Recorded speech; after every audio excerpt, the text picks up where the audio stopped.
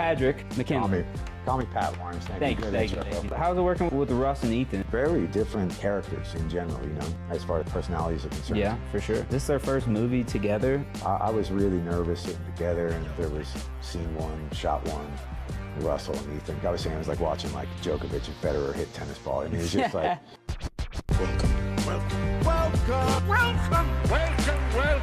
Welcome to Filmmaker. Filmmakers. Filmmakers. Hey, Filmmakers. Journey.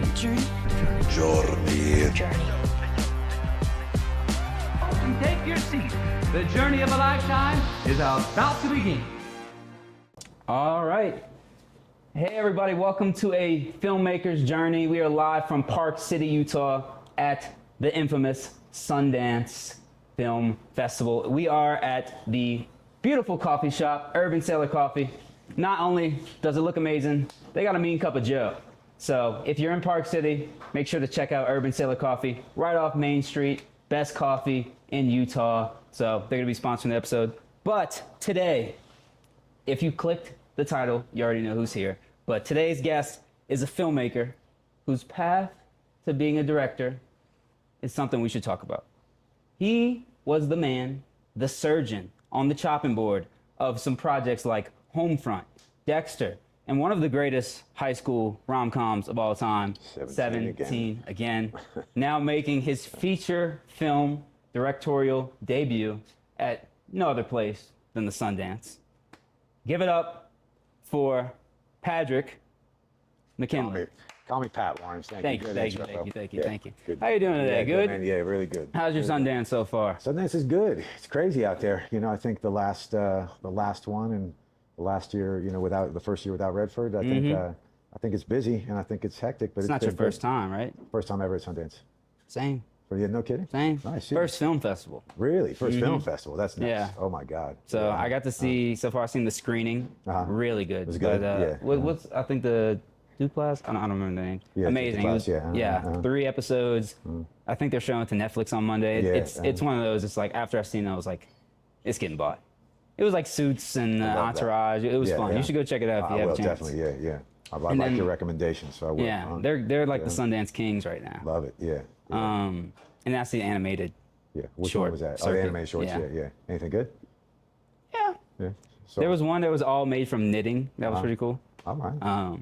But yeah, I'm more of a I like the cool animation, like the Spider-Verse, when Spider-Verse, they amazing. mix it up and stuff like that. Yeah, no, I've been trying to see some films, but it's been, a lot of press today, a little bit of press yesterday, a lot of press tomorrow, our premiere tomorrow, and then just so many of us are in town, from the film. Dinner, lunch. So meetings, dinners, lunch, drinks, I get it. the whole thing. So it's been hectic, but it's been good. It's been fun. I enjoyed it. I mean, it's beautiful. Thank you for coming out. Hey, thanks for having me. Yeah. Film student, made Love time it. for me. Love it. Really Anytime. Next time as well. Yep, every time. Let's do it. Yeah. San Francisco. Yeah, man. Growing up in San Francisco, how was that? I loved growing up there. I didn't know why people wanted to ever come to San Francisco. I used to see them give away, vacations on game shows and stuff to the Fisherman's Wharf. Francisco. Yeah, San Francisco Come on see Rice Run. Alcatraz. Who wants to do that? Now I have a totally different appreciation for it. Although the city since I was born has changed sort of twice over. They had a .com boom, it was called, and they had the tech boom. So, a lot of, transplants came in, a lot of money, a lot of people left, and they did it all over again. And then, it's had a downtick, and now it's sort of back again. But I loved it. I loved growing up in the Bay. I still refer to it as home. Yeah. Even though I haven't lived in, Northern California at all for 30-something years. So out of high school, out of college, that's when you... Yeah, I went to music school in Oregon, and Portland? Eugene, Oregon, at Duck. The Ducks. Slot receivers. Yeah. So close. Yeah, man. So close. Yeah. Come on, that hurts. So I was going to school up there. My uncle was a film editor. Oh, okay, nice. He's a very good film editor, very big film editor. Was Peter Weir's editor for a long time. So he did, Truman Show, Dead Poets Society with him on? Ethan. What's that? Can you get him on the pocket? It's not unless you got a. Rest in peace. Yeah. Rest in peace. The Truman Show, man. That's one of the best edited movies. I'll tell you right. Ever, yeah, dude. yeah, damn right. And Gallipoli going way back when. As I was saying, Dead Poets, me and Ethan had a connection through that with Dead Poet Society. Just a ton of movies, a great editor and a great mentor. So I started coming down from Eugene, work on some films in the summer, and my first big job was Truman Show. Went out, was the assistant editor on that. Oh, nice. Digital assistant on that. I didn't know that. I wish I could have redo the intro and say No, Truman man. Show. No, well, he cut it. I was just there looking after the material, more or less, but Okay. it was a great, incredible experience. And then sort of was very young at the time. I was probably about your age. I was 22 when I started, 23 when I finished it. Yeah. Yeah, and sort of burned out a little, went traveling, and ended up in Ireland where I kind of bullshitted my way into a cutting job at a post-production facility where they threw everything out. I bullshitted my way in. I was the third guy on the roster, and the next week, both those guys quit. Oh. And so now they say, all right, we'll see what the American guy can do if he can. Great fate right there. Yeah, it was great. So I ended up cutting, music videos, documentaries, farming programs, There's not much in Ireland. You probably doing it all. Programming for the deaf. I cut everything they threw at me for about 2 years, and that was my film school. Are you confident in saying you're the greatest Irish editor of all time? Well, my uncle would be the greatest Irish editor of all time. Yeah, I guess so. But I'm talking about like in Ireland. Like, is anyone else doing that type of stuff in I don't Ireland? know, man. That's a great question. I never thought about it. Yeah. You might be the GOAT, dude. Maybe, yeah. I gotta let me know about that. Like, I see who Jim Sheridan's editor is, and Neil Jordan, who cut those movies. I see who those guys are. Those guys are pretty good. You Okay. know? Are they making films in Ireland? Yeah, I think there's some incentive there. It's a very friendly place for artists, Ireland, because you can get grants and you can make a living wage as an artist there and a filmmaker. And there's there is films being made there, not the least of which is who's Shelby on Peaky Blinders. What's his name? Cillian Murphy? Cillian Murphy has a production company. I know they're doing some good stuff. I have a book that I desperately would like to have adapted and shoot in Ireland. Okay. That I would like to get the rights for. So we're sort of percolating around that a little bit. But yeah, it's a great place to make movies. And of course, they Game of Thrones and things like that was all made up in the north of Ireland. So there's some kicking around. Yeah, I never knew if there was like any production companies out there, or if it's just mostly us going over there to use it. Yeah, there's some, but Lord of the Rings, no.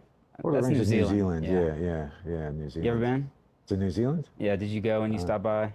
No, I've got family in New Zealand in the South Island, and I've never been to visit them, so I'm not a very good nephew, as it were. But usually I'm in Sydney, straight to Sydney, LAX to Sydney is a pretty, it's obviously direct flight, not many places to stop.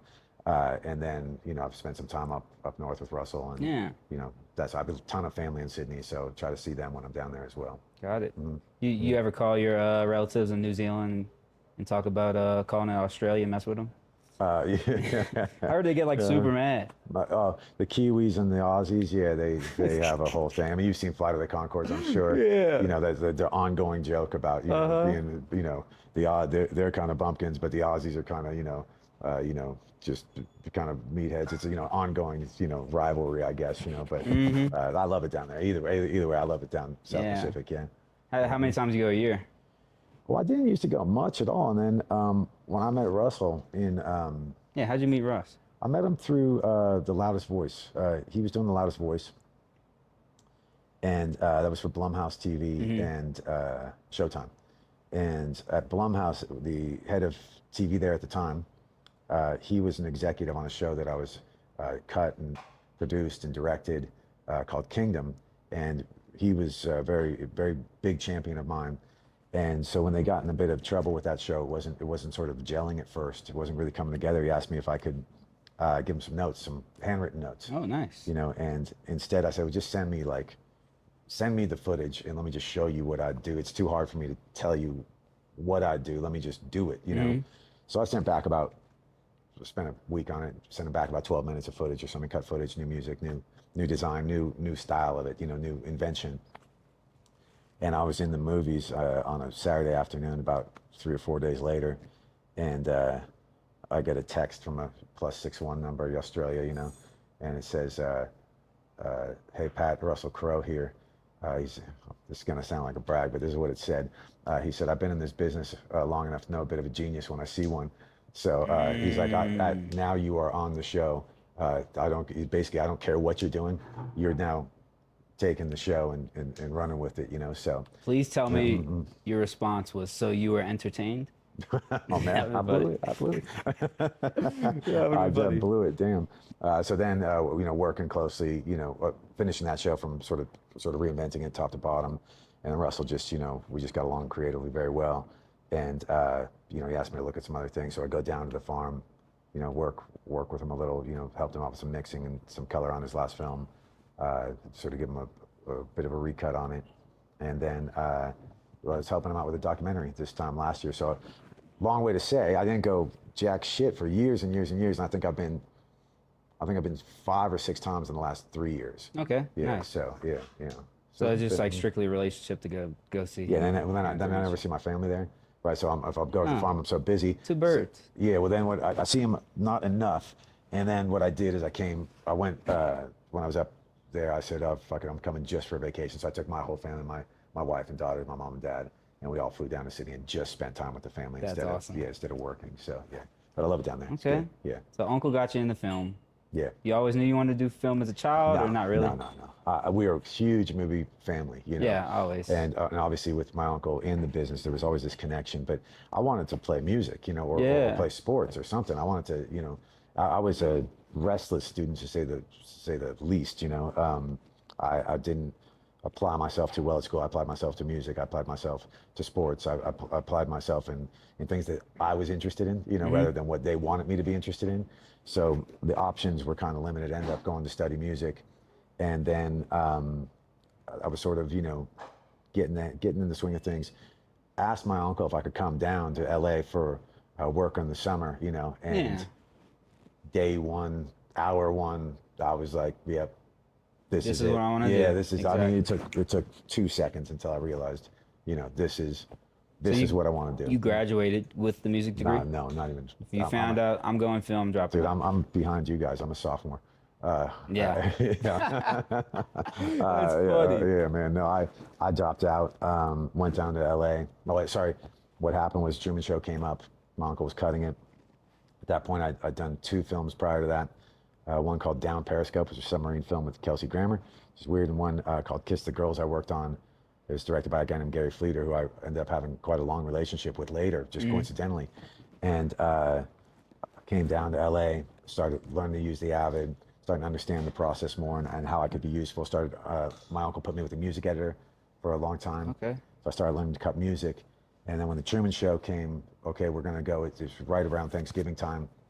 See Eugene down to Florida to shoot Truman Show for 5 months, and then LA, and the way it went, It's crazy. Yeah. Dropped out. But I mean, all that music experience, I imagine you can, like Shelby did the music for The Wait, right? Yeah, but we did it in a crazy way. Our writer, Shelby Gaines, he was originally introduced to me through Ethan as a composer who's also Shelby's just a fucking genius. I mean, he's just the dude's like, he's the coolest cat in the world. Yeah. Right. I mean, he's unbelievably cool, but he's like, he's just a sound designer and a composer, and his writing's unbelievably good, and he's chill, and he's so humble.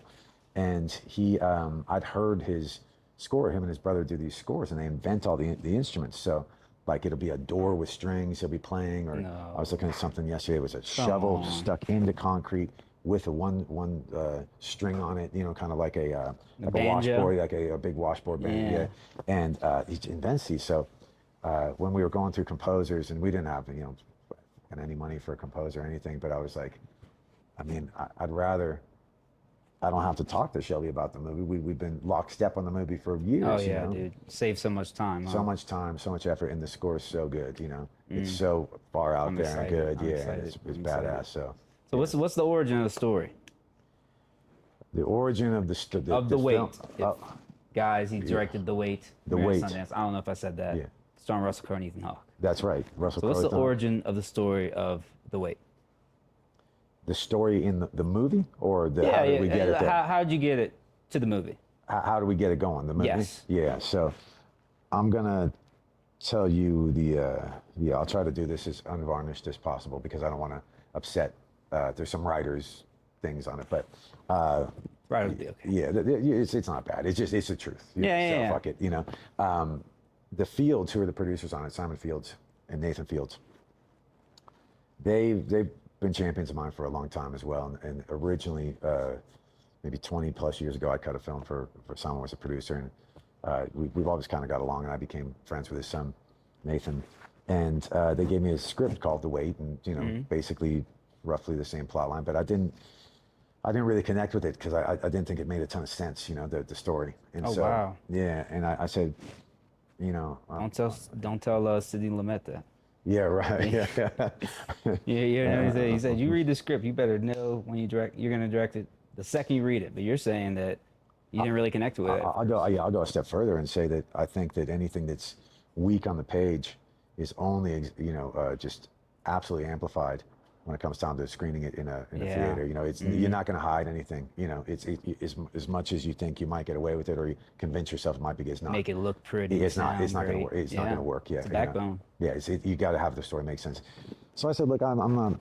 It's not really my thing. I like the world a lot. And they said, well, look, if you got Ethan involved, and I said, well, I don't really like the script all that. Hang on, let me think about this. So I said, Ethan, can you give that a read? And just because we'd done a very similar thing that I did with Russell on the show called The Good Lord Bird, where I came on and we sort of reinvented, and me and Ethan had a very close creative partnership, and we didn't really want that to end, so we were looking for something else to do kind of right on the heels of it. And he said, I mean, I don't know, that script, I didn't really gel, I didn't really, jive with it. And I said, look, if you're going to be in the movie, they'll pay, you can pick a writer and they'll have someone rewrite it. And he said, well, I got this guy who works with me, and he's kind of like a composer and a sound designer, but he helped me write, before I came on Good Lord Bird, he was a story thing. He's like an amazing writer. He's just like this freak talent. And I was like, yeah, man, it's anybody, And so he's like, yeah, I got to introduce this guy's name is Shelby. And so Shelby and Ethan and we're all in different parts of the country, and we started FaceTiming or Zooming, and sort of reimagined the movie. And we started talking about the kind of movies we want. It's 1970s sort of adventure analog kind of films. And Ethan was doing his Paul Newman documentary at the time, and he said, we sort of started building from the character, so I want to be a kind of quiet guy but real handy, really, so we started rethinking it, and then Shelby and I went away and outlined it for about 2 or 3 weeks or something like that. All great, everything. No, still didn't know if Shelby could write. No one's still seen him write, but he's got the gig. And then he starts sanding 20 pages at a time, and they're magical. I mean, you talk about driving with it the first time, as Lumet said. This was like, I can't believe now I'm part of this. Was it like a totally different script? Oh yeah, so we just dreamed it up differently. It's still got the same character, same names of characters, and it's still about taking gold from A to B. But in our film now, they're convicts. They're incarcerated, which put higher stakes on the relationship with his daughter. Building more round. We put a long prologue on it. Nice. A long first act to sort of get into it and hopefully set the stakes and sort of follow that action film kind of structure where it's not so much about the acts, it's about the baton being passed, right? So it's it's sort of like a heist movie. Well, what happens is Ethan, we find Ethan Hawke, and he's the Great Depression, and 1933. It's in Oregon. It's not where we shot it, but it's in Oregon, and it's just him and his daughter. They're having trouble making ends meet, and Ethan fucks up, and his name is Murphy, fucks up, hits a cop, and gets himself incarcerated. Now, what happened during the Great Depression? If you couldn't look after your kid, the government did the favor of taking them away from you, putting them in an orphanage, and eventually into foster care. So he's in jail now. His kid's about to be lost forever. He's never going to see her again. The warden at the prison camp, very Cool Hand Luke kind of vibe, is Russell's character, a guy named Clancy. He knows he likes Murphy. He thinks he's clever. He thinks he's smart. And he says, hey, look, I got a job for you. If you do the job, it could get rough. Could be some bumps, just some along the way. But you do it, I'll sign the papers. I'll get you out of here. You go home, get your kid. And they go up to this gold mine. And what happened, again, during the Great Depression is that all the privately owned gold in the United States. You guys okay there? Look the door. Yeah. Just giving the sound. Yeah. Yeah, right. So what happens? They end up at this gold mine, and the job is, excuse me, in the Great Depression, what happened was that the U.S. government confiscated all the privately owned gold. Yeah. And when that happened, they were able to jack the price of it up. So there was gold mines that were being robbed all over where there was gold. Whoa. So he said, the warden of that place says, this is not happening on my watch. You guys are going to take all the gold out of here. You're going to smuggle it down to where the road meets up, about 5 days walk from here. And we'll pay you good money to do that. That's when the hijinks kind of ensue, and you realize there's maybe a little bit more to Russell's character and the other character, and the internal struggles of the group as well, the sort of deception and deceitfulness that's happening within the group. So it becomes a bit of a road movie, and then the adventures, sort of old school adventure kind of takes place, sort of bridges and rivers and things like this, so it becomes a bit of an adventure film. Yeah. The Oregon Trail. A little bit, yeah. You ever played that? No, man. It's fun. What is it? It's like an old video game. It's like you try to survive going down the Oregon Trail. Wife dies. You gotta keep going. See, if feed the cattle. I can't play video games. I'll get obsessed. Really? Obsessive, yeah. Obsessive. I got COVID, and this is when you had to do. This is during 2020. You had to do 10 days quarantine, right? So where my offices are is another house near my house, and so I said, all right, I'll just go in there and sleep for 10 days and miss Christmas and everything. Watching every movie. I'm watching 5 movies a day. I feel fine. Completely fine. Yeah. And then I'm like, all right, you know what? I'm ordering a PlayStation to be delivered, Yeah, why not? Try something else.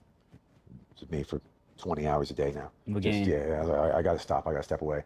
I had to box the PlayStation back up. No. And send it down to Australia to my That's nephew. funny. Yeah. What game were you playing? Madden. Just, doing Madden. Come on, nice. man. There we Dude, go. the Yeah. college football one's really fun. That's what I've heard. But see, that's my problem. I believe it's really fun. And then Ultimate Team, where you like build the players. Oh, and you get can the build character. from oh all my the. gosh, yeah. You but pull see, packs. It's like gambling. You're trying to get these Yeah, players. because I'm going to be there 20 hours a day, and then I'm not going to have a job. I'm not, then, so there you go. I don't know how you finish college when you're playing that. Oh, dude, I'm the same way. My friends are in a different time zone, so luckily it's like 2 a.m. for 12 for me, so I get off. Okay, you got a couple then hours. I do the work again, yeah. Nice, man. Nice. But how's it working with Russ and Ethan? Is this their first movie together? Yeah, Officially? big time. Yeah, definitely the first movie together. Very different characters in general, as far as personalities are concerned. Yeah, for sure. Yeah, big time. And I was really nervous to, get them together, and there was a little bit of like a misunderstanding that happened in the press, and and I know, how things Two can be big taken actors, out of it's always a rivalry. and things get taken out of context, and things weren't. So I was really nervous. and then our film kind of fell apart and came back, and Russell couldn't move his date, so we had to start day one, scene one, shot one, Russell and Ethan, Whoa. And it was like, okay, here we go. That's awesome. Boy, Two Oscar-nominated actors. awesome. And it was like, I was saying, it was like watching like Djokovic and Federer hit tennis ball. I mean, it's just like, these dudes are so prepared. So like, just locked Years in. and years and years of projects and experience. Probably what? I'm sure we can look it up. It's probably 300 films between the two of them, Yeah. 150, 200, 300 films between them. It's got to be, And So I always just, referred Russell as being like the most diverse like actor ever. Like he does a boxing movie, then he does a Roman Empire movie, then he does a psychological. Like, oh my God, the stretch he both had of them, dude. inside, Inside LA Confidential, whatever. I remember what way it came out. LA Confidential, Insider, Gladiator, Beautiful Mind. Oh, God. That run right there. Cinderella Man. Cinderella Man Oh, came my a couple, 2005, I think. Just like Man of Steel. Man of Steel. Yeah, cameo. there you go. Yeah, I remember that one. That was a good one. The And war then- cameo. And then I've always been a fan of Ethan's, and then when I did Good Lord Bird with him, I was like blown away by how good he is. Training Day. Training Day, dude. It's But when at my age, every girl ever, my wife was like, Obsessed. starstruck because of Reality Bites, Dead Oh, Poets yeah. Society when he was younger. Training Day, as you said, First Reformed. He's just like. The dude just, he's got all these Heartthrob. films. Yeah, and these films I Uma love. So, Thurman. yeah, right, Did exactly. you get to meet Uma? I've met Uma before, but not through Ethan. So, Got it. they were divorced, You met, before that. You met Maya. I've never met Maya, but she was in Good She Lord was in Bird. Stranger Things. Huh? And she's, of course, yeah. Well, my teenage daughters are very excited to maybe one day, hopefully, meet Maya Hawke. Yeah, I know. yeah. Oh, for sure. Yeah. You seen Stranger Things? Yeah, man. I watched the first 3 seasons. I haven't watched this last one. I haven't seen it either. Yeah. I'm scared too. I just from was. here. I kind of glanced as they were watching it. They devoured it when it came out. I was kind of glancing, thinking, let's see, let's get into it. I need to sit down and do my, my time with it. Can't watch it with everybody else. So I'll find a few hours, or whatever. Just 20 hours to watch it or whatever it is. Maybe 20 hours. Yeah. Beats playing Madden. Yeah. So, first feature film, directorial debut. Yeah, man. Why this film? That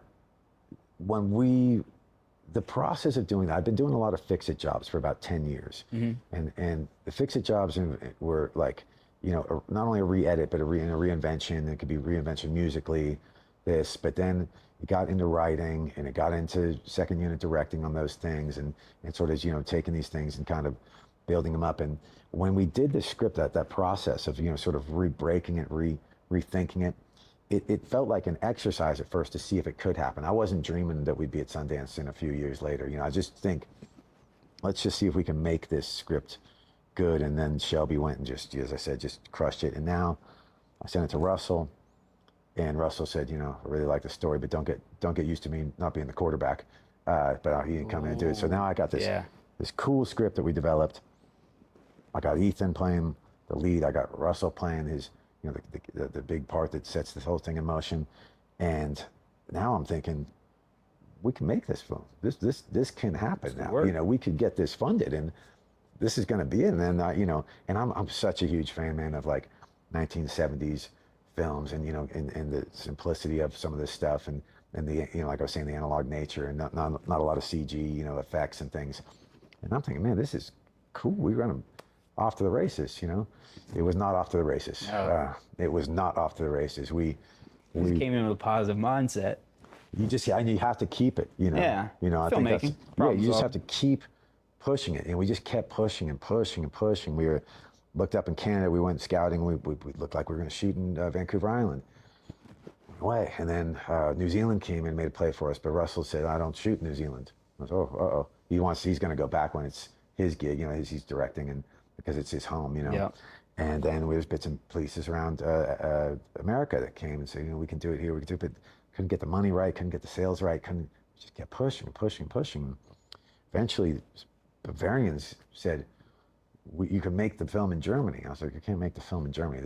Don't be nuts. And they sent me back a lookbook that I thought was my lookbook. That I was like, why did they send me back my lookbook from Vancouver Island? And I realized, these aren't my photos. These are the wrong aspect ratio for starters. This is one mistake they made. And I was like, wait, we might be able to do this. And there was all these amazing incentives and stuff. It's unbeatable. Something we have to do more of in America, and especially in California. We have to get real with our incentives and bring film back to New Orleans. New Orleans is a great example, man. They've incentivized. They've got people in place. They've got infrastructure. They've got studios. You shooting in Louisiana is a great option. LA and California has to look at that seriously and bring it back. But anyway, the Germans. The Germans, we went out and scouted, and I was like, this is going to be killer. Like, it looks amazing, and it looks like Oregon. And so, eventually we're up and running. I got my plane ticket on a Friday at 8 a.m. to go to start pre-production. Got a call. The Gap money fell out. What is, for the first people that really don't know what that is, what is Gap money? Basically, if you take a movie independent, if you independently making a film, one of the ways to do it is you can sell off foreign sales, right? So territories, right? And you get that money, and then you can take a loan out against the rest. But we were missing a gap of money, right? It was ours was a couple million, $2.something million or whatever. And so that you'll have Gap financiers that come in. They'll say, right, we like this project. This could work for us. It looks like a good gamble for us if we believe that we can have a territory or make some money off it. And they give you the $2.whatever dollars with a Fill in the big gap, and you gotta pay the interest and all that stuff. So it's it's a business. And those guys with our $2 million just poof, and kept pushing. Our producers and are really just gung ho and really guys who don't take no for an answer. So they went to the Cannes Film Festival and got us some more money, and then we started shooting finally. So years and years later. But I think it's important for yeah, definitely for film students to know that it's not, if you believe in it, push and push and push and push and push, because when you think it's no, then you hit a wall. That wall can come down real easy, and there might be another wall, but if you keep pushing, you can get it there. Yeah. If there's a will, there's a way. If the project's good and you've got good talent attached and it's a good story, you can get it there. Yeah. Problem. So it's like you tore your ACL in practice right before the game and season, yeah. basically. And you got to come back, and you got to take no. You can't take no for an answer, and you got to come back, stronger than comeback's got to be better than the setback. Yeah. So just, I mean, a great example of problem solving. I mean, as a director, it's all problem solving. That's probably the main way to say it. So how are you gonna use your problem solving skills to get us all tickets to the movie tomorrow? Okay, that's a good question. Leave that with me. Okay. Because my problem solving skills are going to go right to the producers and say, the kids, the guys, the young folks at the podcast need to come see the movie. Yeah. Got to bring it all together. It just reminded me so much of that '90s basketball team. Very right. The Rebels, yeah. The running Rebs. Talk about that. We talked about that off air. Big UNLV basketball fan back in the '90s. Back in the day, the running Rebs, yeah. And I was particularly influenced by a guy named Stacey Augman. He was an absolute beast in college. I have to look at the names of the team, but the team rivaled in popularity and talent and success as Michigan did. And, legendary coach Jerry Tarkanian, the Shark, and they were every bit as relevant back then as Michigan was. And Michigan, of course, had Weber and Rose, and all these guys came out. It was same with UNLV. They had I think all 5 starters went pro and had good careers. Augman had a great career at San Antonio, yeah. And he was an amazing player, lefty, slasher. How were they in March Madness? Were they?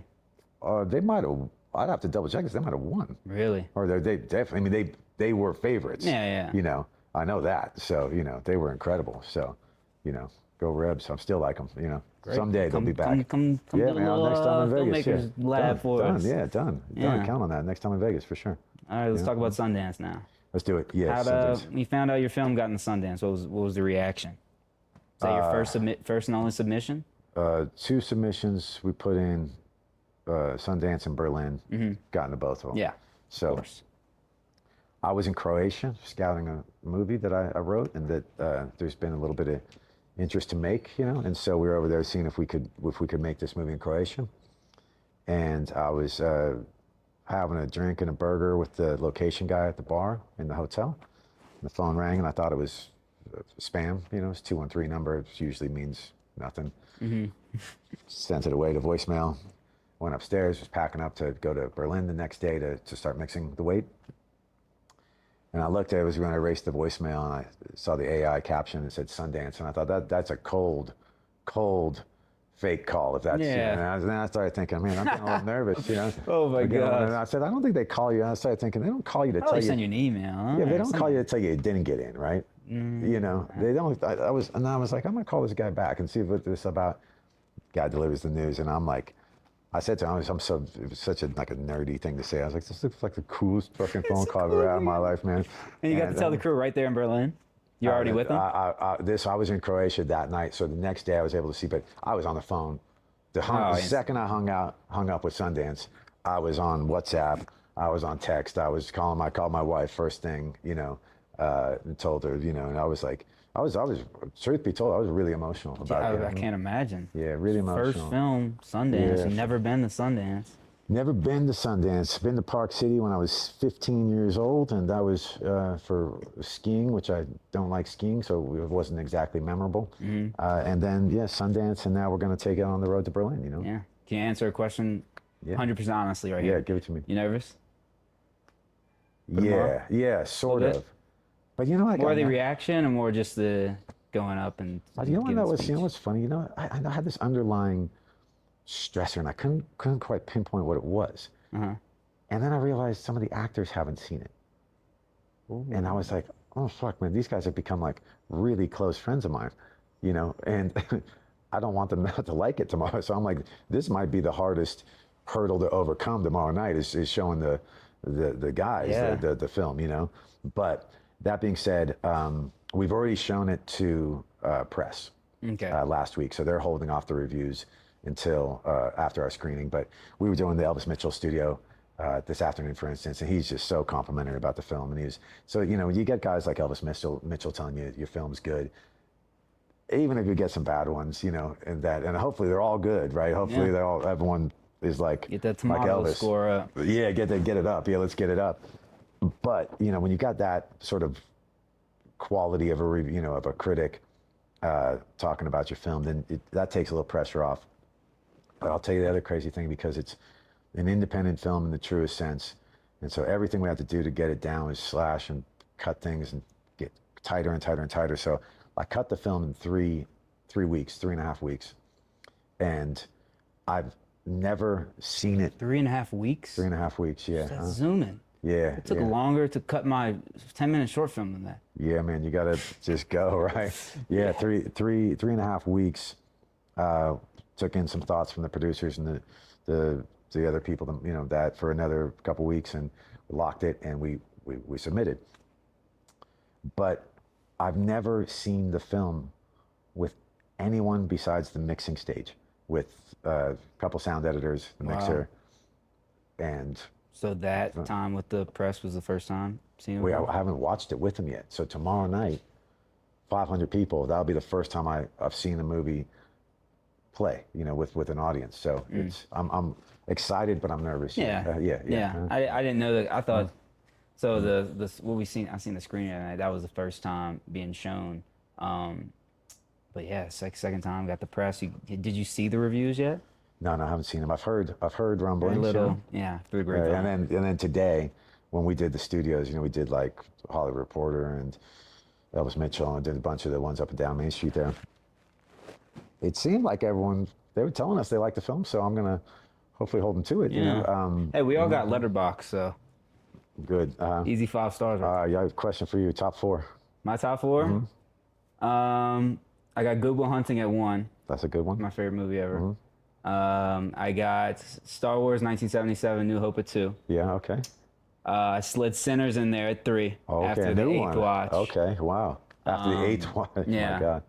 And then I put the movie that got me into film, like maybe make the jump, and that was Elvis. When I seen Elvis in theaters. That was with the couple with of Austin Butler. Yeah, I just cool. really liked the music production with the hip hop, and like I'm a hip hop guy from New Orleans. So what about you?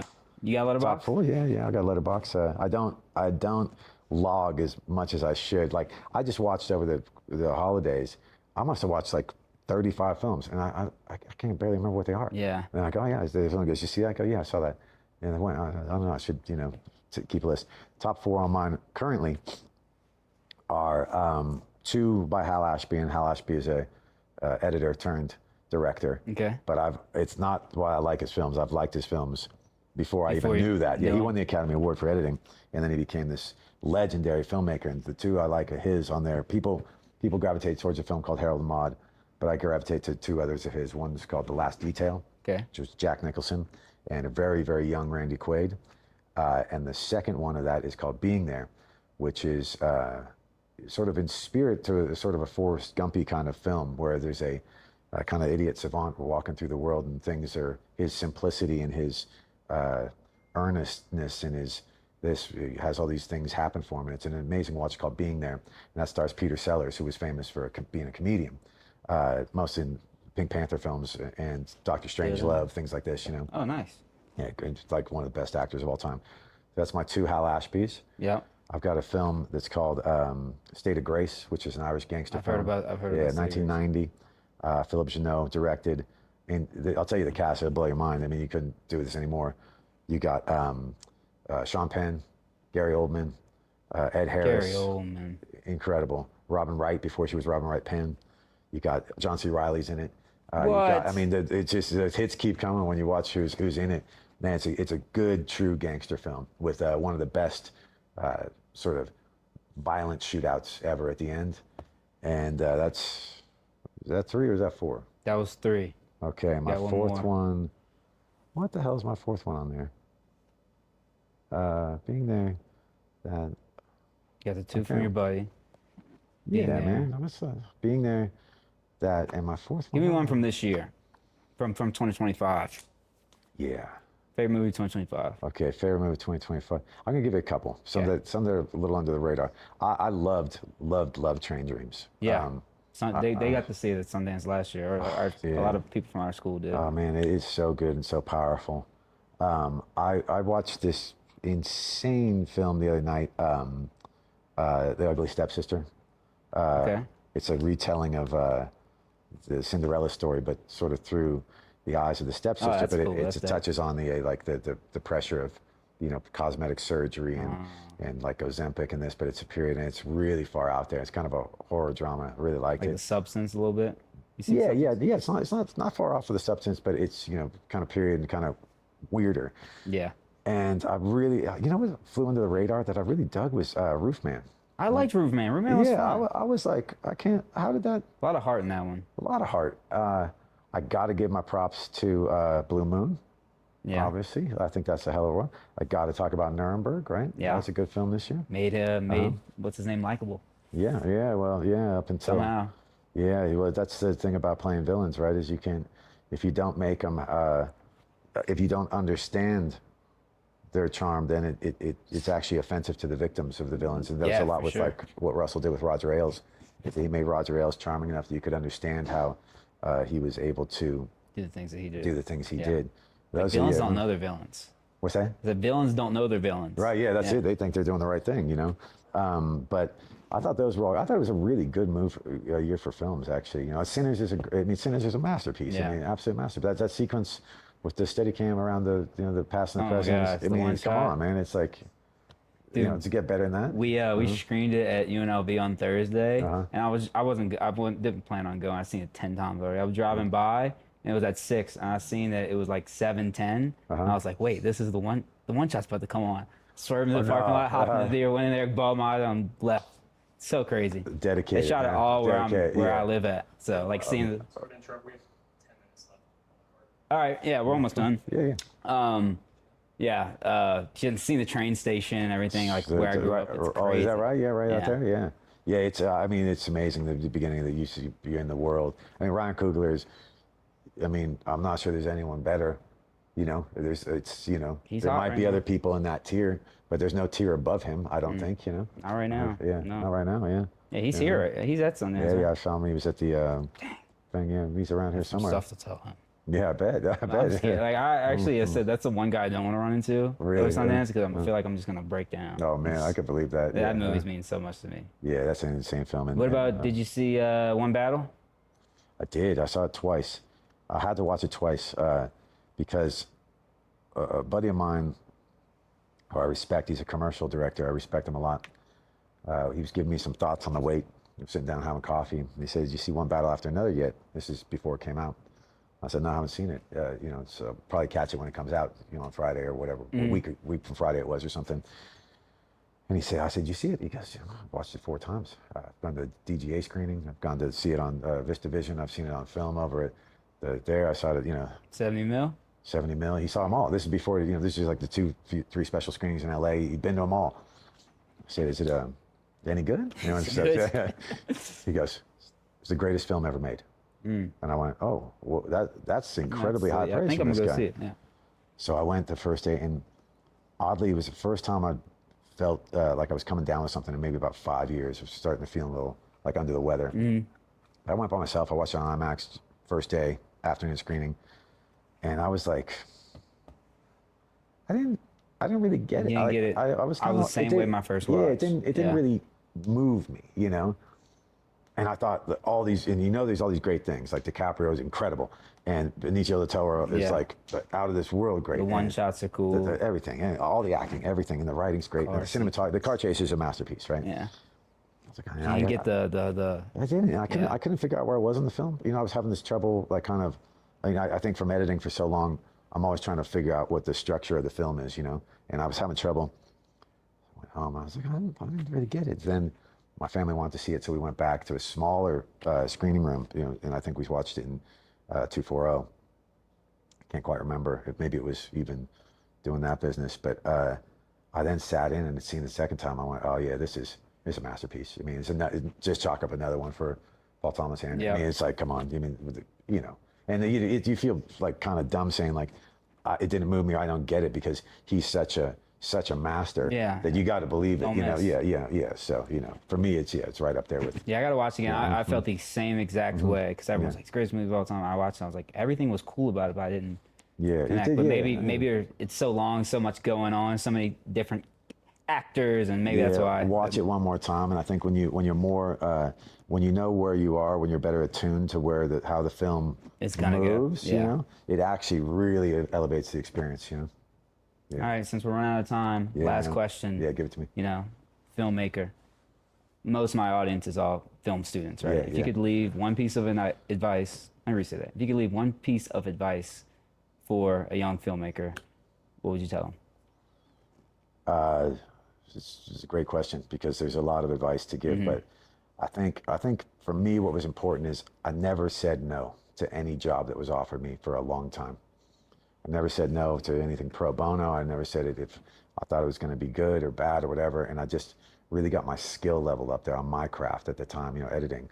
And that led to then opening up into, you know, once you understand that, then you can understand, you know, cinematography better and directing. So I think taking on as much as you can, and you guys have such an advantage these days, because you can use that iPhone and, you know, the sound, and it's all of a sudden you can make a movie that's, you can get it on DaVinci, and, you know, on the Premiere, you cut it on Premiere in your house, and, you know, mix it on a, you know, get a favor and mix it, so you guys can make AI. You can make AI VFX posters and posters, and the VFX now are, you know, from the time we started talking, the VFX has changed, you know, in the movie business. So I would say make your films, you know, especially if you got something to say, you know, or if you're not a director or writer, as a craftsman, you know, the sound guys and the cinematographers and stuff, work, you know, don't be, I'm not sure that one's going to be any good, or maybe I'll do this, or, you know, I'm going to do something else. Like, just get after it, you know what I mean? Just start making them, and never say no. Just keep getting better at it, you know, just better and better and better, you know, and you're going to get all these techniques, you know, whether it be, you know, miking techniques, or, you know, it could be, you know, what lenses you start falling in love with, or sizes, or shots, and you start watching films differently, and now there's a real synergy, right? You know, now you understand it better, you're watching it, now you understand it more, now you get more excited about it. Get your camera out, you know, it's like, when I was a kid, I started hearing this band called the Beatles when I was young. I thought I was just sort of roughly familiar with them.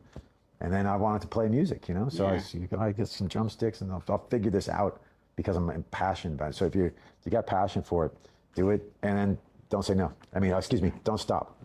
Don't take no for an answer. That's the other thing. You know, I'd say those are 3 pieces of advice. But, you know, hey, that's all what I got. one, guys. If you're in Park City, go see The Wait. Thank you for coming on. You got it, buddy. Yeah, man. Awesome, yeah, dude. appreciate it. That's awesome. Yeah, that was fun. Appreciate it. Thank you, guys. All right, Yeah. we good?